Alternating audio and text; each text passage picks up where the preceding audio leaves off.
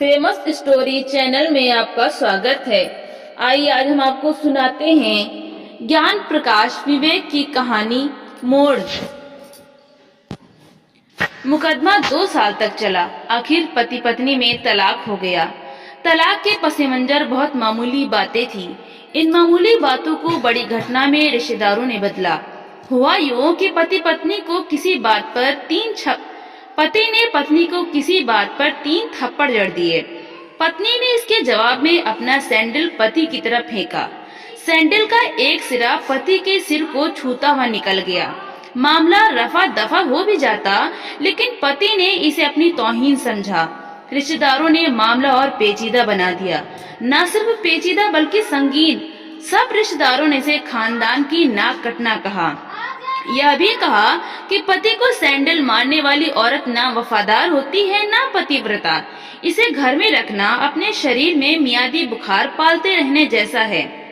कुछ एक रिश्तेदारों ने यह भी पश्चाताप जाहिर किया कि ऐसी औरतों का भ्रूण ही समाप्त कर देना चाहिए।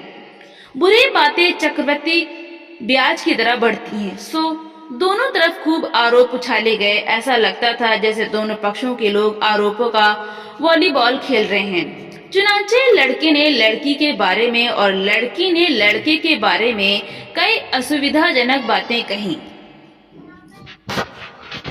मुकदमा दर्ज कराया गया। पति ने पत्नी की चरित्रहीनता का तो पत्नी ने दहेज उत्पीड़न का मामला दर्ज कराया। 6 साल तक शादीशुदा जीवन बिताने और एक बच्ची के माता पिता होने के बाद आज दोनों में तलाक हो गया। पति पत्नी के हाथ में तलाक के कागजों की प्रति थी। दोनों चुप थे, दोनों शांत, दोनों निर्विकार। मुकदमा 2 साल तक चला था। 2 साल से पत्नी अलग रह रही थी और पति अलग। मुकदमे की सुनवाई पर दोनों को आना होता। दोनों एक दूसरे को देखते जैसे चकमक पत्थर आपस में रगड़ खा गए हों। दोनों गुस्से में होते। दोनों में बदले की भावना का आवेश होता। दोनों के साथ रिश्तेदार होते जिनकी हमदर्दियों में जरा जरा विस्फोटक पदार्थ भी छुपा होता।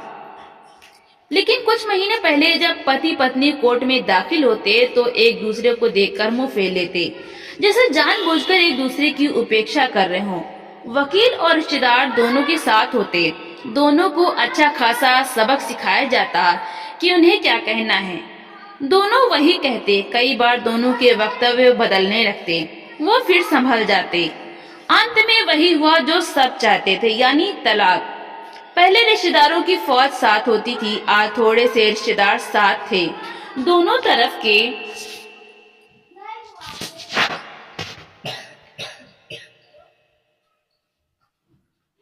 आज थोड़े से रिश्तेदार साथ थे।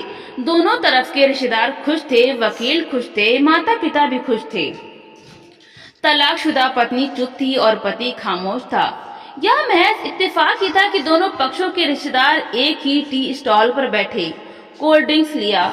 यह भी महज इत्तेफाक ही था कि तलाकशुदा पति पत्नी एक ही मेज के आमने सामने जा बैठे, लकड़ी की बेंच और वो दोनों। कांग्रेचुलेशन, आप जो चाहते थे वही हुआ, स्त्री ने कहा। तुम्हें भी बधाई, तुमने भी तो तलाक देकर जीत हासिल की।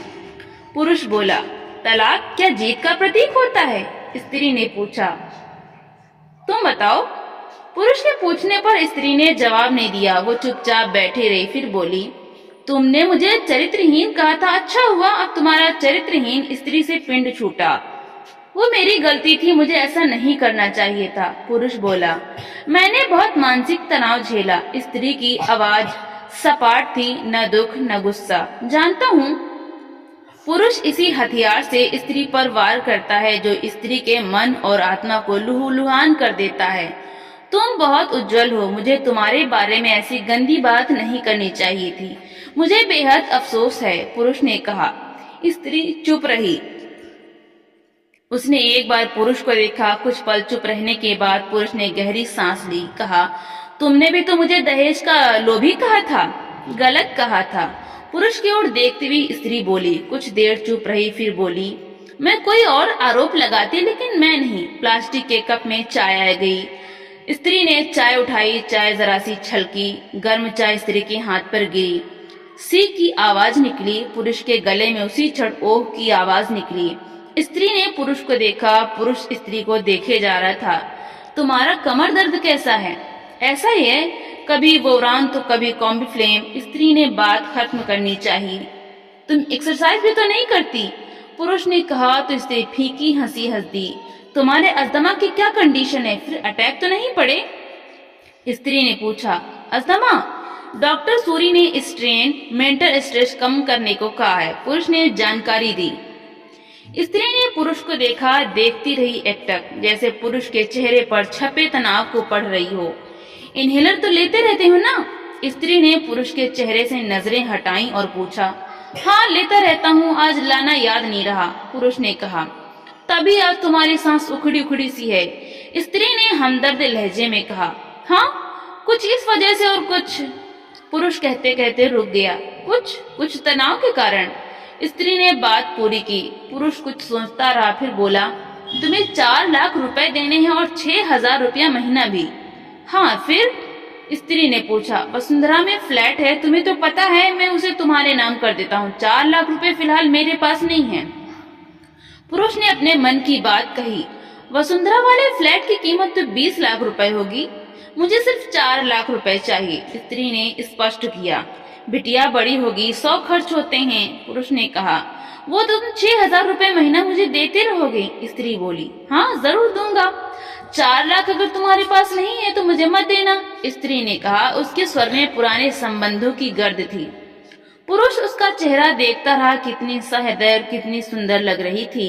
सामने बैठी स्त्री जो कभी उसकी पत्नी हुआ करती थी, स्त्री पुरुष को देख रही थी और सोच रही थी, कितना सरल स्वभाव का है यह पुरुष, जो कभी उसका पति हुआ करता था।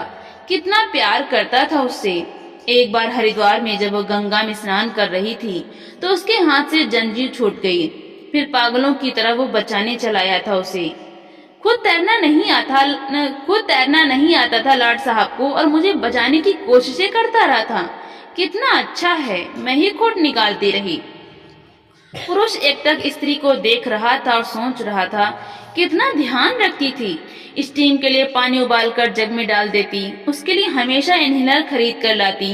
सेरेटाइड ऑक्यूहेलर बहुत महंगा था, हर महीने कंजूसी करती, पैसे बचाती और ऑक्यूहेलर खरीद लाती। दूसरों की बीमारी की कौन परवाह करता है? ये करती थी परवाह, कभी जाहिर भी नहीं होने देती थी। कितनी संवेदना थी इसमें। मैं अपनी मर्दानगी के नशे में रहा। काश जो मैं इसके जज्बे को समझ पाता। दोनों चुप थे, बेहद चुप, दुनिया भर की आवाजों से मुक्त होकर खामोश। दोनों भीगी आंखों से एक दूसरे को देखते रहे। मुझे एक बात कहनी है, उसकी आवाज में झिझक थी। कहो, स्त्री ने सजल आंखों से उसे देखा। डरता हूँ, पुरुष ने कहा। डरो मत, हो सकता है तुम्हारी बात मेरे मन की बात हो, स्त्री ने कहा। तुम बहुत याद आती रही, पुरुष बोला। तुम भी, स्त्री ने कहा। मैं तुम्हें अभी प्रेम करता हूँ, मैं भी, स्त्री ने कहा। दोनों की आंखें कुछ ज्यादा ही सजल हो गई थीं। दोनों। पुरुष बोला, तुम भी? कौन सा मोड़? हम फिर से साथ साथ रहने लगे, एक साथ पति पत्नी बनकर, बहुत अच्छे दोस्त बनकर। ये पेपर? स्त्री ने पूछा। फाड़ देते हैं, पुरुष ने कहा और अपने हाथ से तलाक के कागजात फाड़ दिए।